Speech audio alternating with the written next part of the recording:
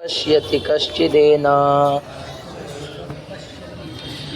माश्चर्यवद्वदति तथैव चान्यः आश्चर्यवच्चैनमन्यः शृणोति श्रुत्वाप्येनं वेद न चैव कश्चित्। तर कश्चित एनम आश्चर्यवत पश्यती, काही जे आहेत साधक महात्मे या परमात्म्याला पाहून आश्चर्यचकित होतात आणि स्तिमित होऊन त्याच्याकडे बघत राहतात. पुन्हा अन्यः आश्चर्यवद वदती, काही महात्मे या परमात्म्याविषयी आश्चर्यकारक बोलतात. आश्चर्यवच्च अन्यः आश्चर्यवत शृणोती, काही त्या भगवंताचा आश्चर्याने श्रवण करतात, गुणवर्णन श्रवण करतात. आणि श्रुत्वा अपि एनम न वेद च एव कश्चित, काही जण महात्मे या परमात्म्याचे गुणवर्णन ऐकतात, पण हा परमात्मा श्रवणाचा विषय नाही, हा अनुभवाचा विषय आहे असं ते परमात्म्याला जाणतात. हा परमात्मा कसा आहे त्याचं वर्णन या श्लोकात माऊली भगवद्गीतेमध्ये केले. आता माऊली काय म्हणतात ते पाहू. एक अंतरी निश्चळ जे निहाळिता केवळ विसरले सकळ संसार जात. काही महात्मे, एक म्हणजे काही महात्मे त्या परमात्म्याला पाहून निहाळिता केवळ म्हणजे त्याला पाहिल्याबरोबर किंवा त्याला विचार केल्याबरोबर विसरले सकळ संसार जात, सगळा संसार प्रपंच खटपट प्रपंच व्यवहार विसरून गेल्या.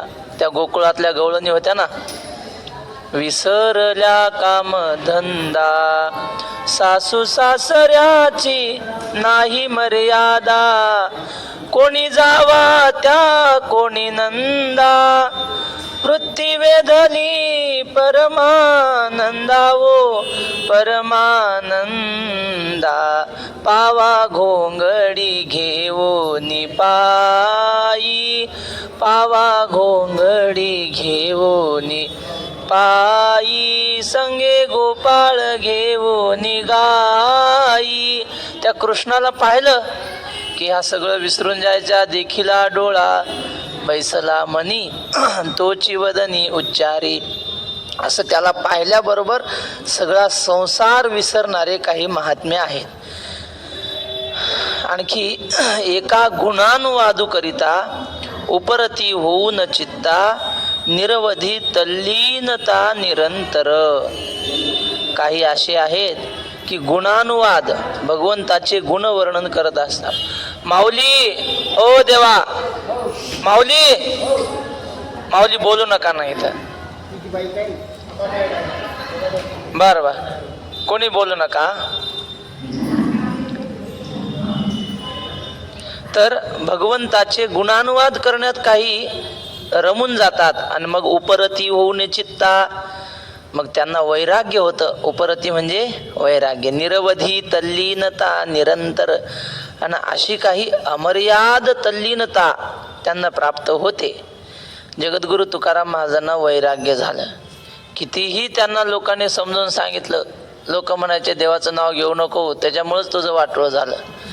तुकाराम महाराज म्हणायचे मग हे बाकीचे जे संसारात लोक आहेत गरीब, ज्यांना दुःख होतं, ते काय देवाचं नाव घेतात म्हणून गरीब आहेत का? संसारातलं सुख दुःख हे प्रारब्धावर अधीन असतं. अन्न मान धन हे तर प्रारब्धाधीन. महाराजांनी नामस्मरण सोडलं नाही. नाही नाही, तुकाराम महाराज म्हणतात कोणी काही करा साधना, कोणी योग करा, कोणी तीर्थयात्रा करा, पण मज या कीर्तने विन नाही. कोणी काही काही केली आचरणे, मज या कीर्तने विन नाही. आणि त्याचा परिणाम तुकाराम महाराजांनी कीर्तन नित्यनेमानं करायचं. वैकुंठवासी वक्ते बाबा म्हणायचे, आपण आता थोडा अभ्यास केलाय साधू संतांच्या वाङ्मयाचा, आणि कोणी म्हटलं कीर्तन करता का, तर नाही म्हणायचं नाही म्हणले. सुवासनेनी कुंकवाच्या बोटाला माणसानं चहाच्या घोटाला आणि कीर्तनकाराने कीर्तनाला नाही म्हणायचं नाही. ते चहाच्या घोटाला सोडून द्या, नाही तर तेवढंच घ्यायचं. नाही म्हणायचं नाही ना. कोणी कीर्तन करा म्हणले की लगेच तुकाराम महाराज कीर्तन करायचे. आणि ते लोहगाव पुण्याच्या जवळ आहे ना विमानतळ, तिथं तुकाराम महाराजांचं आजोळ होतं.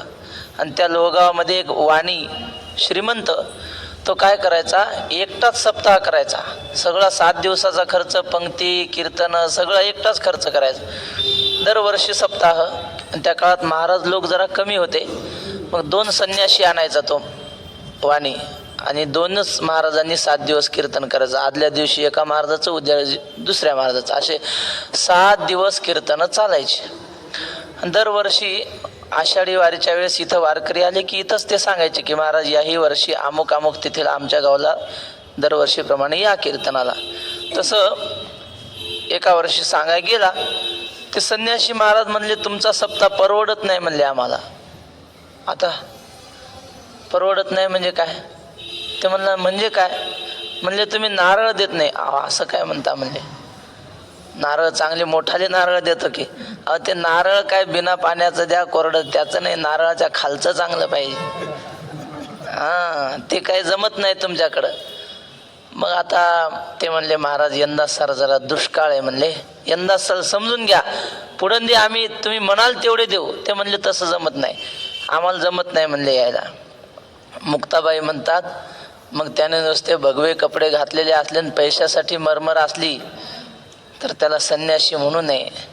वरी भगवा झाला नामे, अंतरी वश केला कामे.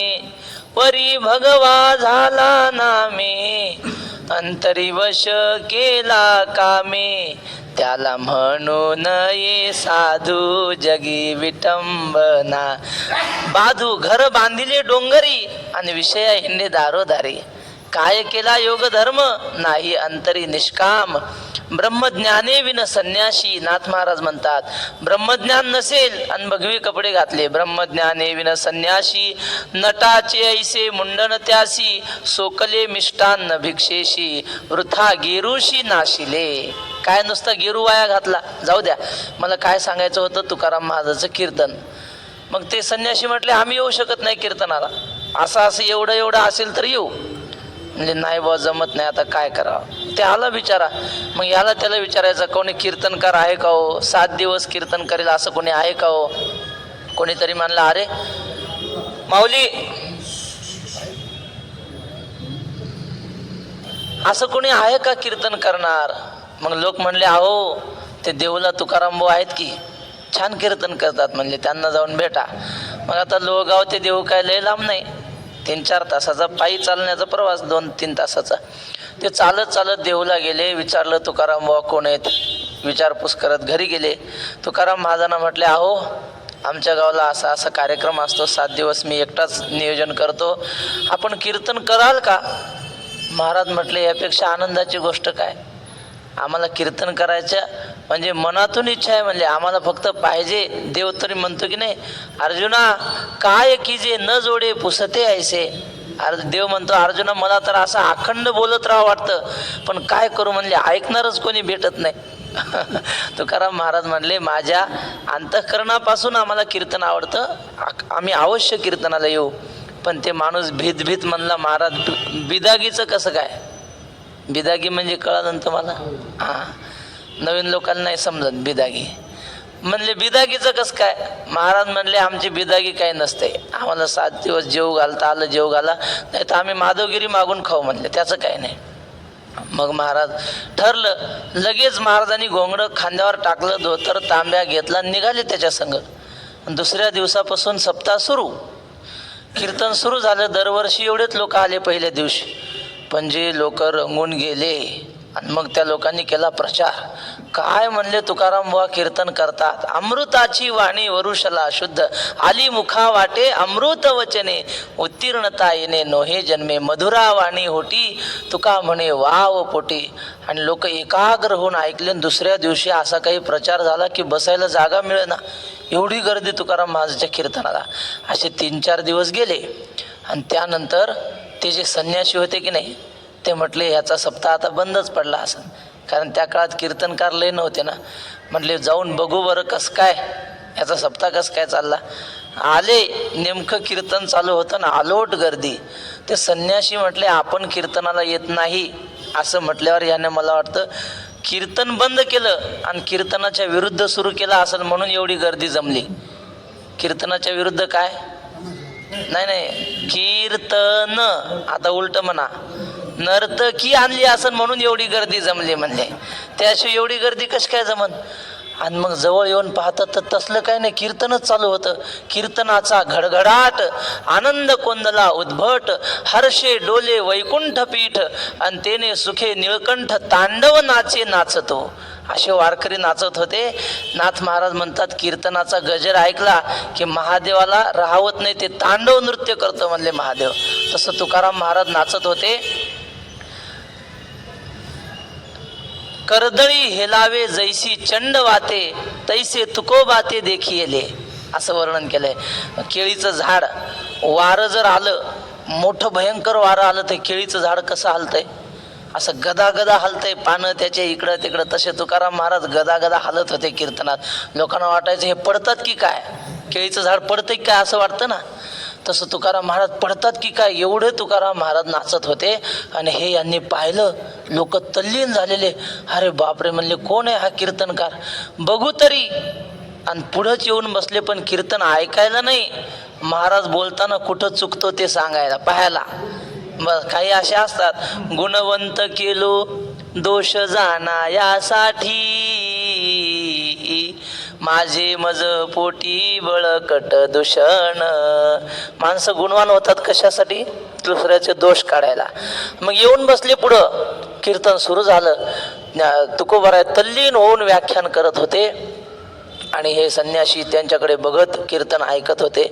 काय व्हायचं, अचानक तुकाराम महाराजांच्या जागी चतुर्भुज विष्णू दिसायचा या संन्याशांना. आणि थोडा अरे काय दिसते, जरा डोळे चोळून पाहिलं तर पुन्हा तुकाराम महाराज. पुन्हा ऐकता ऐकता असे तल्लीन झाले की अचानक चतुर्भुज महाविष्णू दिसायचा. हे लोक, ते संन्यासी दोघे एकमेकाला सांगू लागले, अरे मला असं असं दिसतंय. ते म्हणलं मला तसं दिसायलंय. मग कीर्तन झालं आणि मग ते दोघंही संन्यासी उठले आणि रामेश्वर भट होते टाळ घेऊन उभे. तुकाराम महाराजांचे 14 टाळकरी होते ना, त्यात रामेश्वर भट्ट टाळकरी. त्या दोघांनी त्या रामेश्वर भट्टांना विचारलं, का हो हे आता आम्ही कीर्तन ऐकलं या माणसाचं, आम्हाला घडीत हे तुकाराम बुवा दिसायचे आणि घडीत त्यांच्या जागी महाविष्णू दिसायचा, हे आहेत तरी कोण नेमके? असं म्हणल्यावर ते रामेश्वर भट्ट म्हणले, महाराज खरं सांगू तुम्हाला पटो की न पटो, पण म्हणे रामेश्वर भट्ट द्विजा, तुका विष्णू नाही दुजा. ते विष्णू महाविष्णू आणि तुकाराम महाराज हे वेगळे नाहीतच, ते एक आहेत. पण मला आपल्याला सांगायचंय की एवढी योग्यता ब्रह्मरूप काया होतसे कीर्तनी, भाग्य तरी ऋणी देव ऐसा. एवढी योग्यता महाराजांनी कोणत्या साधनेनं मिळवली सांगा? महाराजांनी एका पायावर उभं राहून 12 वर्ष तपश्चर्या केली होती का? नाही महाराज. काही पाठ केली संतांची उत्तरे, विश्वासे आदरे करुनिया, काही गाती पुढे त्याचे धरावे द्रुपद, भावे चित्त शुद्ध करुनिया. तुकाराम महाराजांनी ज्ञानोबाऱ्यांच्या ओव्या पाठ केल्या, नाथ महाराजांच्या ओव्या पाठ केल्या, नामदेवरायांची अभंग पाठ केली, नाथ महाराजांच्या आदी करून सगळ्या संतांचं पाठांतर केलं. आणि ते साधू संतांची वचनं तुकाराम महाराज कीर्तनातून सांगायचे आणि देवाचे गुणवर्णन करायचे. आणि ते गुणवर्णन करता करता एवढे ते विरक्त झाले आणि एवढी योग्यता प्राप्त झाली. तसं ज्ञानोबाराय सांगतात, एका गुणानुवादू करिता उपरती होऊन चित्ता, निरवधी तल्लीनता निरंतर. वैराग्य प्राप्त झालं, त्या वैराग्यातून पुढे भगवंताशी एकरूपता त्यांना प्राप्त झाली. एक ऐकताची निवाले ते देह भावी सांडिले, एक अनुभवे पातले तद्रुपता. काही जण म्हटले त्यांना गुणवर्णन करता येत नाही देवाचं, पण मग श्रवण करता येतं ना, मग त्या श्रवणानेच त्यांना मोक्ष प्राप्त झाला. देहभावी सांडिले, ऐकत ऐकत ते आपला देहभावच विसरून गेले. एक अनुभवे पातली तद्रुपता. श्रवणाने सुद्धा मोक्ष होतो. फक्त एकाग्र होऊन ऐकलं पाहिजे. 9वा अध्याय पहिली ओवी. तरी अवधान एकले दीजे, मग सर्व सुखासी पात्र होईजे. हे प्रतिज्ञोत्तर माझे उघड ऐका. लक्षपूर्वक ऐकलं की माऊली म्हणतात सर्व सुखासी पात्र होईजे. सर्व सुख म्हणजे ब्रह्मसुख आपल्याला मिळेल, पण लक्षपूर्वक ऐकलं पाहिजे. किती लक्ष देऊन ऐकावं? नाथ महाराज लिहितात, चुकल्या पुत्राची शुद्धी वार्ता, शुभ ऐके जेवी माता, तेणे सादरे हरिकथा, सार्थकता परिसावी. गर्दीमध्ये एखादी आई आपल्या लेकराला घेऊन वारीला वगैरे आली असं समजा, आणि तो मुलगा 4-5 वर्षाचा पोरगा स्नानाला गेली आणि ते चंद्रभागेवर हरवला. मग ही ओरडते, मोठ्या मोठ्याने रडते, ते पोरगही रडतं, पण दोघांची भेट नाही. आणि चुकामुक झाली. या बाईनं दिवसभर इकडं पहा तिकडं पहा तिकडं पहा, पाहिलं सापडला नाही. संध्याकाळ झाली, रात्र झाली, तरी सापडला नाही. दुसऱ्या दिवशी पुन्हा पाहू लागले, शोधू लागले. आणि मग ती वाळवंटामध्ये शोधत असताना मनात विचार करत होती, काय खाल्ला असेल, कुठं झोपला असेल का, कुणी पळवून नेला असेल, असं डोक्यात विचार. आणि तेवढ्यात तो मुलगा कोणीतरी पोलिसापाशी आणून सोडला. आणि मग पोलिस ते माईकवर पुकारतात, परभणी जिल्ह्यातील एक 10 वर्षाचा मुलगा आमच्याकडे आलेला आहे. नाही, माफ करा, 5 वर्षाचा म्हणलो ना मी. 5 वर्षाचा मुलगा आलेला आहे आणि तो गंगाखेड तालुक्यातला आहे. आणि हिचा तालुका असतो गंगाखेड. मग ती आई जीवाचे कान करून ऐकते, गंगाखेड तालुक्यातला, बर, आणि गोविंद नावाचा आहे, अमुक अमुक आडनावाचा आहे. हे शब्द ती आई जीवाचे कान करून ऐकते. नाथ महाराज म्हणतात तसे जीवाचे कान करून जर भगवंताची कथा ऐकली तर मग मोक्ष मिळाल्याशिवाय राहत नाही. याला काय म्हणतात? अवधान एकले दीजे, मग सर्व सुखाशी पात्र होईजे. किंवा 4थ्या अध्यायाच्या शेवटी माऊली असं लिहितात, जरी मंत्रेची वैरी मरे, तरी वाया का बांधावी कटारे, रोग जाय दूध साखरे, तरी निंब का पियावा, तैसा मनाचा मारू न करिता, इंद्रिया दुःख न देता, इथ मोक्ष असे आयता श्रवणाची माझी. म्हणले रोग जाय दूध साखरे, तरी निंब का पियावा. आपला रोग, डॉक्टरनं सांगितलं तुम्हाला कडू औषध घ्यायचं काम नाही, तुम्ही दूध साखर घेतली की तुमचा रोग जातो. आधीची साखर आवडे आणि त्याची जरी ओखदा जोडे, तरी सेवावी नाका कोडे नावा नावा. एका माणसाला आधीच खडी साखर आवडायची, पण डॉक्टरनं सांगितलं रोज खडी साखर खात जा म्हणजे तुम्ही बेमार पडणार नाही. मग आता ते खायला कमी करेल का? किती खात आहे मग, त्याला काय, औषधच सांगितलं डॉक्टरनं म्हणल्यावर. तसं माऊली म्हणतात की आपला रोग जाण्यासाठी जर खडी साखरेनं दुधाने जर रोग जात असेल तर मग कडुलिंबाचा पाला कशाला प्यायचा. तसं नुसत्या श्रवणाने मोक्ष होत असेल तर कशाला मनाला मारायचं आणि संसार सोडून द्यायचा आणि तपश्चर्याला जायचं. नुसतं ऐकत राहायचं, ऐकल्यानेच मोक्ष होतो असं माऊली म्हणतात. इथं मोक्ष असे आयता श्रवणाची माझी. तसे काही जण ऐकण्यातच रंगून गेले. तो परीक्षिती राजा होता ना, शुकाचार्य, त्याचा भाग्याचा उदय झाला आणि शुकाचार्य त्याच्या घरी आले. शुकाचार्यांचा स्वभाव असा होता की ते 5 मिनिटं सुद्धा कोणाच्या दारात थांबत नव्हते. भिक्षेला गेले ना, गाईचं शेण काढायला जेवढा वेळ लागतो ना तेवढाच वेळ एका जागेवर थांबायचे. नाही भिक्षा आली पुढे सरळ निघून जायचे. 5 मिनिटापेक्षा जास्त कोणाच्या दारात थांबत नव्हते शुकाचार्य. आणि परीक्षिती राजासाठी 7 दिवस थांबले. किती भाग्यवान असेल तो, अशा परीक्षिती. आणि मग परीक्षितीने आपलं दुःख व्यक्त केलं की महाराज मी मरणासन्न झालेलो आहे, आता 7 दिवसात मी मरणार आहे. अशा 7 दिवसात ज्याचं मरण आहे अशा व्यक्तीनं काय करावं मला सांगा, माझा 7 दिवसात उद्धार होईल का सांगा. शुकाचार्य म्हटले, अरे काय घाबरतोस, एका क्षणात उद्धार होतो. मुखी नाम हाती मोक्ष, तुला तर 7 दिवस आहेत, घाबरू नको म्हटले. आणि मग शुकाचार्य यांनी त्याला भागवत कथा सांगायला सुरुवात केली. 3 दिवस झाले, 4था दिवस उजाडला. शुकाचार्य अखंड सांगत होते आणि हा राजा मांडी न मोडता असा बसलेला. 4था दिवस उजाडला. शुकाचार्य म्हटले, राजा तुला भूक लागत नाही, तहान लागत नाही, पाय गळून येत नाही तुझे, अरे अजून पाय सुद्धा लांब केला नाहीस तू. मग तो राजा म्हटला, नाही महाराज, तुमच्या मुखातून जी अमृतवाणी येते ना, ती ऐकल्यामुळं मला तहानही लागत नाही आणि भूकही लागत नाही. अमृताचा निर्झरू प्रसवे जयाचा जठरू, तया क्षुधे तृषेचा आडदरू कही आती. ज्याच्या हृदयामध्ये अमृताचा झरा लागलेला आहे त्याला भूकही लागत नाही, तहानही लागत नाही म्हणे. तसं तुमच्या मुखातून मला ही अमृतवाणी ऐकायला भेटते म्हणून मला तहान भूक लागत नाही.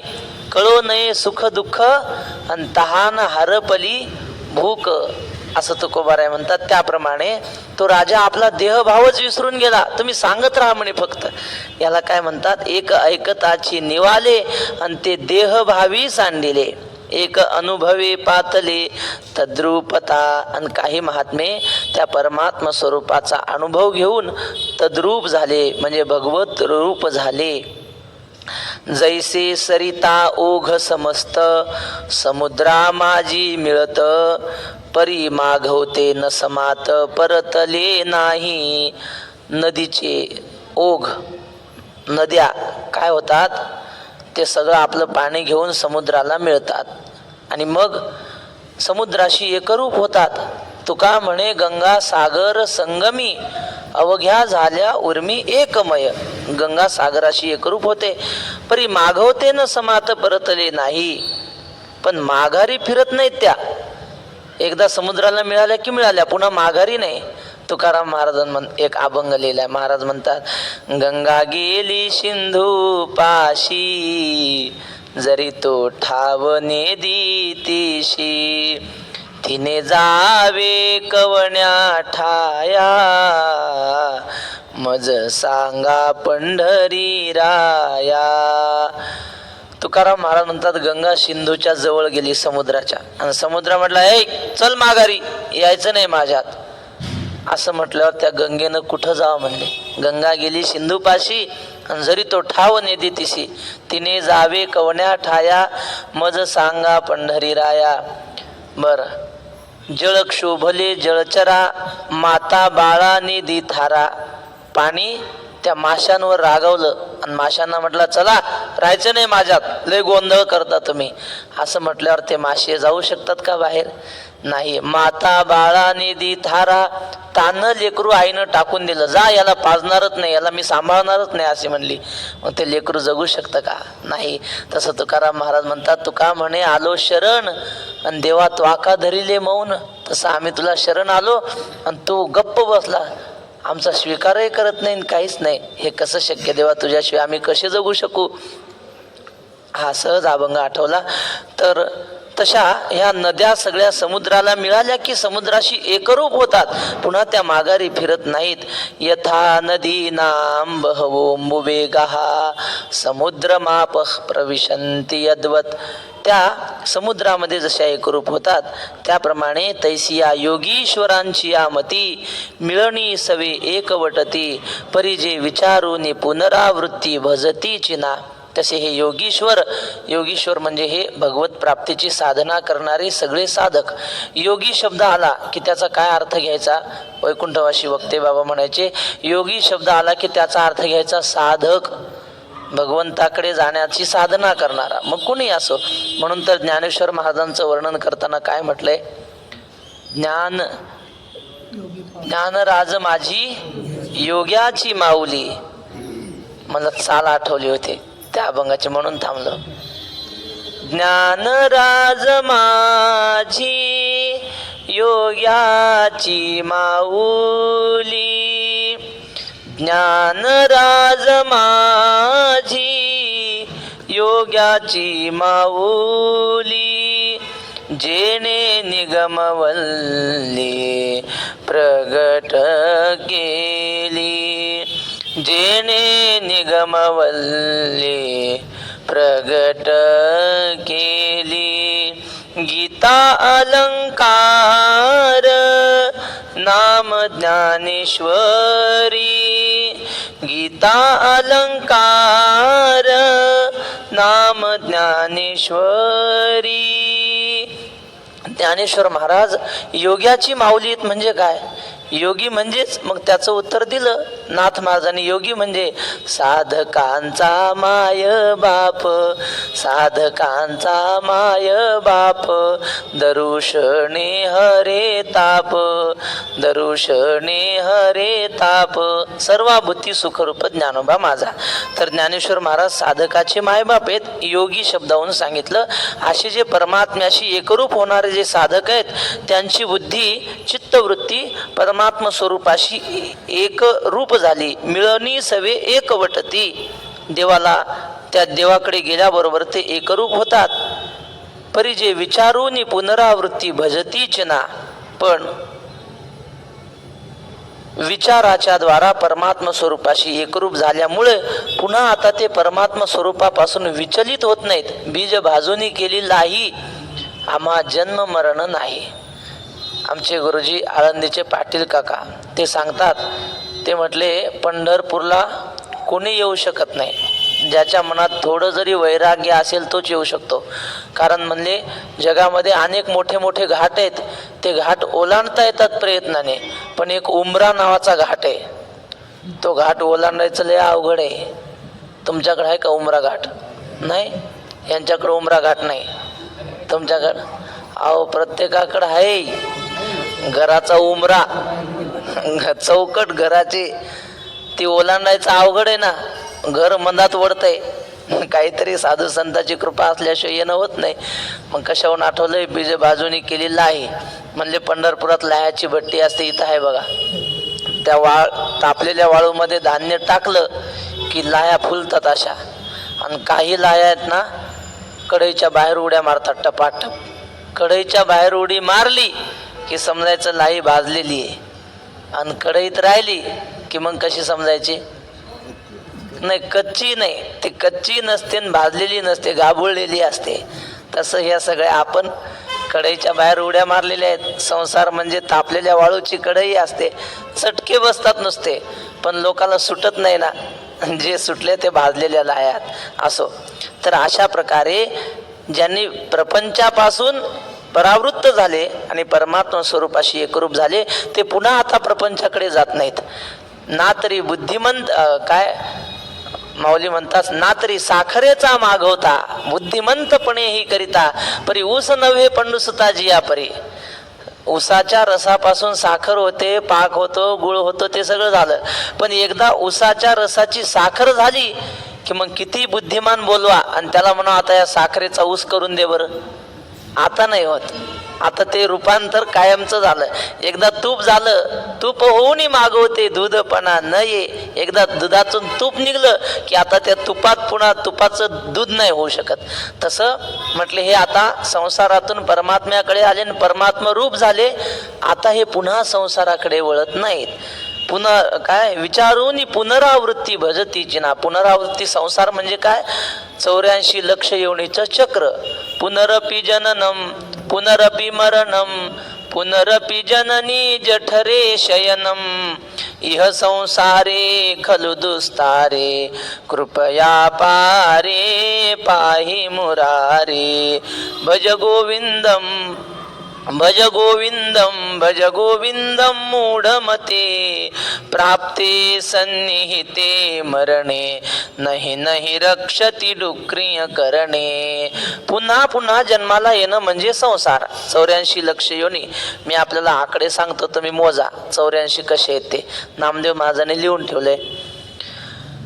भक्तिविने जिने जळो लाजिरवाणे संसार भोगणे दुःखरूप एक एक योनी कोटी कोटी फेरा मनुष्य देह वारा मग लागे. 20 लक्ष योनी वृक्षामध्ये घ्याव्या, झाडामध्ये 20 लक्ष योनी. जळचरी भोगाव्या 9 लक्ष. किती झाले? 20 आणि 9 29. 11 लक्ष योनी किरडामध्ये घ्याव्या, 40 झाले. 10 लक्ष भोगाव्या पक्षामध्ये. बरं, 30 लक्ष योनी पशूंची ये घरी. मानवा भितरी 4 लक्ष झाले. 84. नामा म्हणे तेव्हा नरदेह या नरा अंतयाने मातेरा केल्यामुळे एवढ्या 84 लाख योनी फिरल्यावर मग माणसाचा जन्म मिळतो. पण माणसानं मात्र केलं म्हणले, मात्र म्हणजे काय? तैसे नरदेहा येऊनी नरा, केला आयुष्याचा मातेरा, पूर्ण व्यवसाय शिष्णोदरा, उपहास निद्रा का निंदा. नाथ महाराज म्हणतात मात्र करणं म्हणजे काय? काही नाही, पोट आणि शिष्ण या दोघांची भूक भागवण्यातच माणसाचा जन्म जातो निघून. आणि मग काय राहतं हातात? राहायला थोडासा वेळ, त्याच्यात उपहास, निद्रा नाही तर निंदा हे करत बसतात. याला म्हणतात आयुष्याचं मात्र करणं. पण असं करता कामा नये. ते भक्त पुन्हा या संसार रूप 84 लक्ष योनीला पुन्हा प्राप्त होत नाहीत असं महाराज सांगतात. देही नित्यमवध्योयम या श्लोकाचा विचार आपण उद्या करू. पुंडलिक वरदारी विठ्ठल श्री ज्ञानदेव तुकाराम पंढरीनाथ भगवान की जय. माऊली ज्ञानेश्वर महाराज.